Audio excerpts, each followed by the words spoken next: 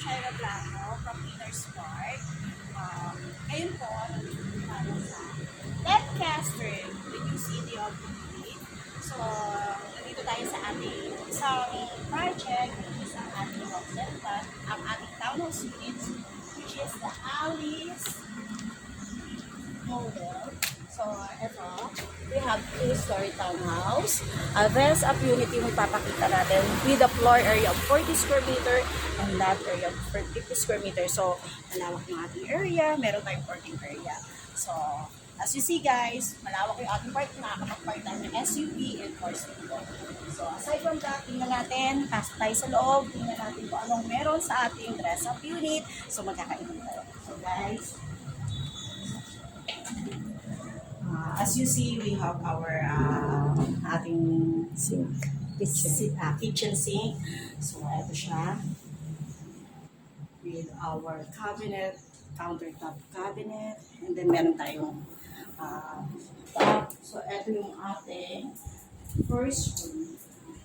So, makikita natin na pwede tayong magkaroon ng tawag nito, family room area, or pwede natin option as a bedroom number 1. So, kahit 50 square meter yung ating lot area, malawak siya kung titignan.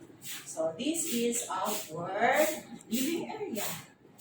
So, ito, simple pero elegant ang dating ng ating dress-up unit with our kitchen living area na napakalapit sa ating kitchen. So, let's go upstairs. So, as we see the apps.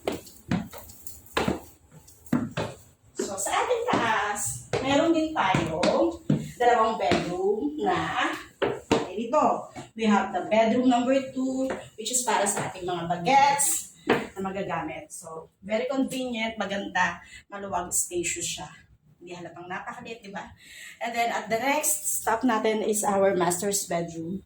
So, this is the master's bedroom. Maaliwalas siyang tingnan kasi yung ventilation natin, yung bintana is malalaki. So, maganda yung area natin. So, aside from that, very convenient na hindi na kailangan bumaba. We have our restroom. Powder room or restroom? But anyway, toilet and bath. So, eto. This one, pinapakita natin is dress-up unit. So, at least kahit pa paano, magkaroon na kayo ng idea na kung paano yung mapapaganda, may enhance yung unit natin. So, katulad sa pinakita ko sa isang video natin, yun yung deliverable area natin. So, up and turnover. So, this is the deliverable unit.